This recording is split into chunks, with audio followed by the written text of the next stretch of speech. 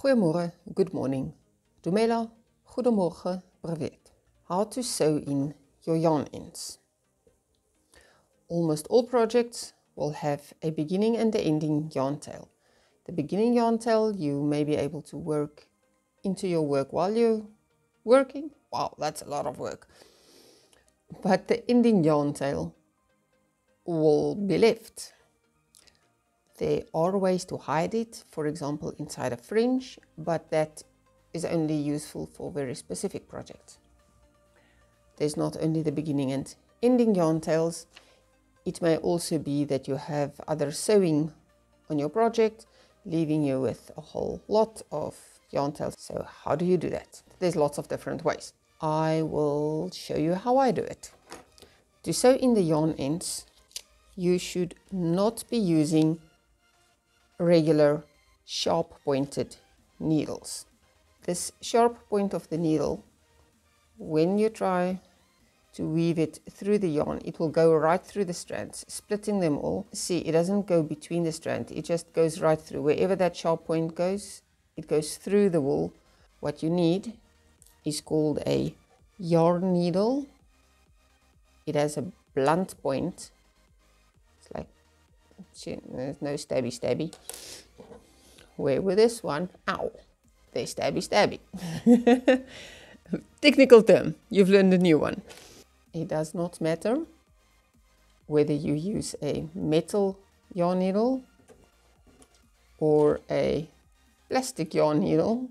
It also doesn't really matter what size the eye in the back is. The only reason that would make a difference is for the thickness of the yarn that you're using. Obviously, a bigger eye might leave a more noticeable gaps in between the yarn, and a smaller eye won't be able to fit a really thick yarn through. That also is another difference between a yarn needle and a regular needle. You're not going to get any DK or thicker yarn through that eye. It is made for sewing thread. Let me just mention also that although I have referred to these as yarn needles, they're also known as darning needles or wool needles, but you could also use a tapestry needle. I do not have one on hand.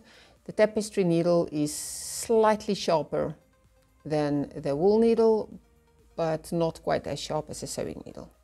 Okay, so first of all, find which is the wrong side or right side of your work. Okay, so there's the button, so that will be the right side. So we need to turn it over so we can work this in at the back.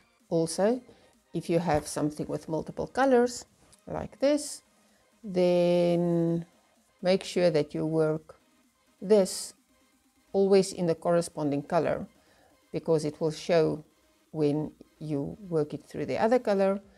It just hides better within the same color.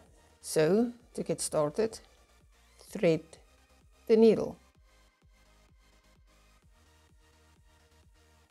pinch the yarn tightly and pull the needle through. This will make a very sharp fold, I think.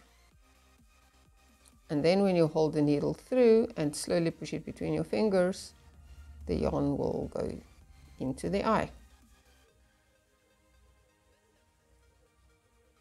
Get the yarn needle through there, pinch that together, pull it through, keeping everything tight. And then as you push the eye down, the yarn will go through. Find the last place that you've worked, go down with the yarn needle between strands. You do not want to split strands of wool at this point. Between strands.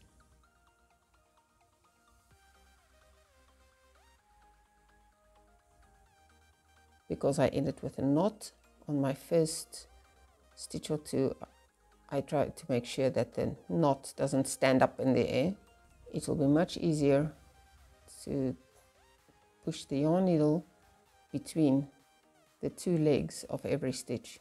Underneath the first leg, underneath the second leg. And pull through. This first little bit as I said, is just because I make a knot, just to get the knot pulled down tight. Now, I do know there are people who do not like knots, and they also weave in their ends without any knots. I really would not want my work to come apart. So, now we go underneath the next leg, only one. Then wrap the yarn around the needle, going underneath. See, wrap around once, pinch it tight and pull out. When you pull this out, you will see that it is kind of hard to see, but it makes a knot. And then when you go underneath the second leg of that stitch, there is a little knot where the yarn end is now knotted into the back of the work. It's not only because I do like macrame, ha ha ha, pun intended, I'm so funny, but I really would like to keep all the yarn end secure. So weaving underneath a few more stitch legs where the one row meets the other row, then turn around,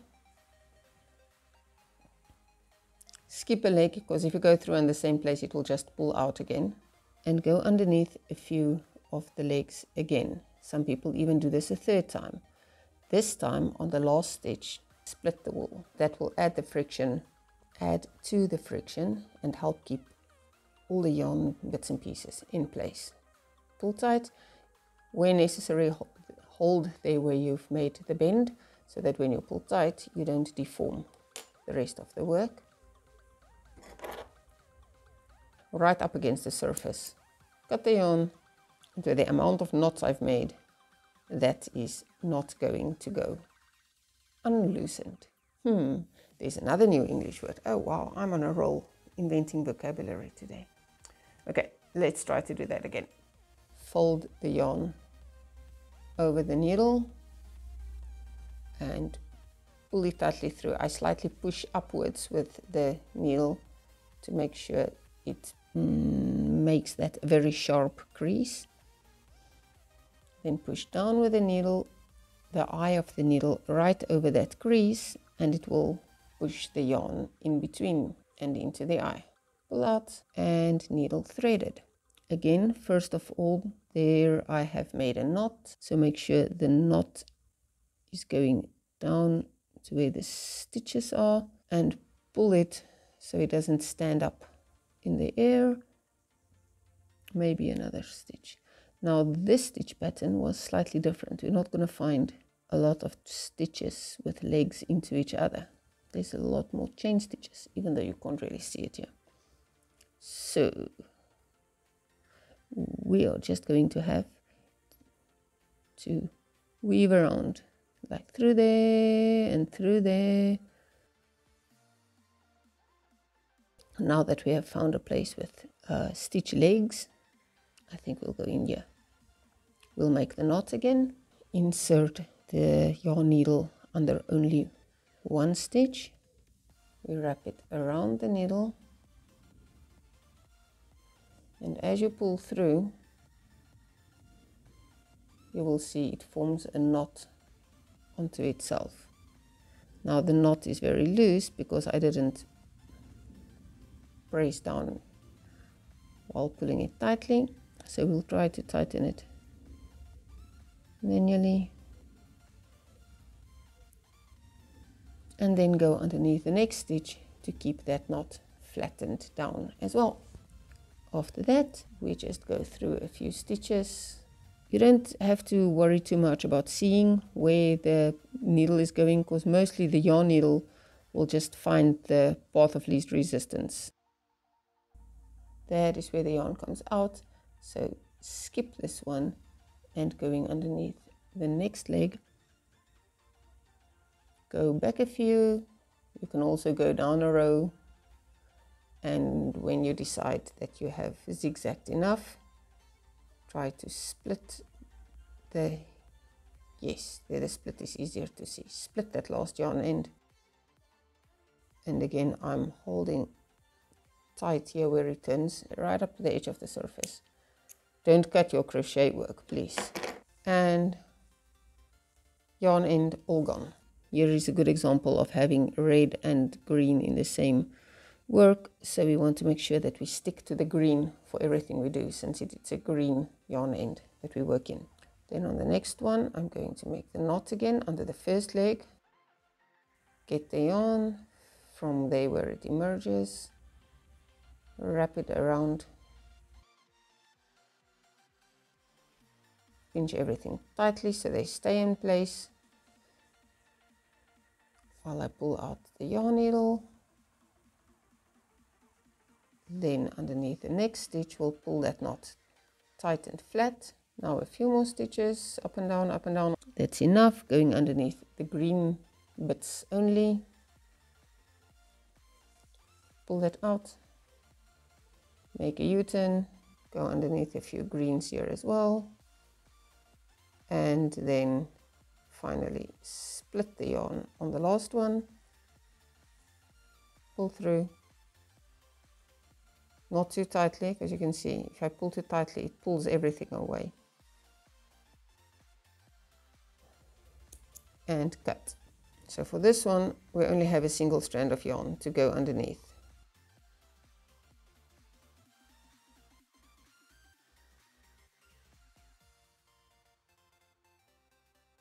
Then we'll make the same knot as before.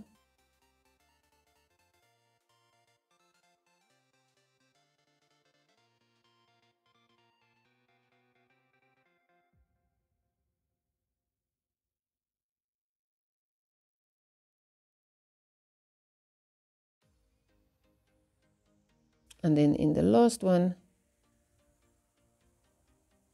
split the yarn.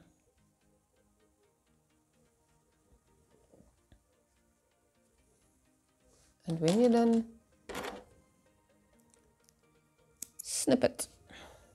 When there's a lot of color changes, and for every color change you have yarn ends to work in, it's much easier, faster, to only work over the yarn ends. They were all completely hidden after I made it. I did not sew them in, I just worked over them, but when I finished the work then, they were completely worked away. You could not see them at all. But with some time, they became visible. There at the end of this, I simply held that against the work, and when I crocheted the next bit, crocheted over it. So this one originally would have been hidden underneath here, but with wearing it, it became looser and undone. That is what I used to do when I started crocheting. Since then, I have found a different way of dealing with yarn ends when there are a lot of color changes. Here, at the end of every color, I need to finish off that color before I start with the next, leaving once again a lot of yarn ends. So what I have found a more useful way, more practical, long-term way to deal with it. First, I weave this yarn end through the stitches to the back, then put the hook underneath the 2 loops of the next stitch,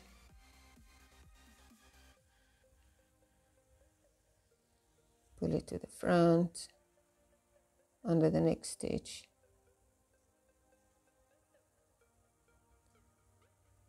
pull it to the back,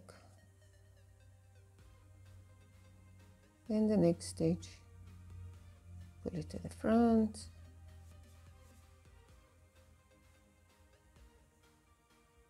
pull it to the back, and so forth. So now when I'm at the next row of crocheting, there is this yarn end that has been woven zigzag through these. So in the next row, when I now work over it, it is like double secured. It's not only secured by being woven through the other stitches, it's also being secured by being worked over with a new yarn. And it is far less likely for it to pull out and show, because it's not lying on top of these, it is worked inside. So the yarn end is not only encapsulated by the stitches of its own color, but also by the stitches of the new color. I hope that's helpful. And of course, if you have your own way or a different way of working in yarn ends, you're most welcome to stick to that. Thank you for watching. Have fun crafting.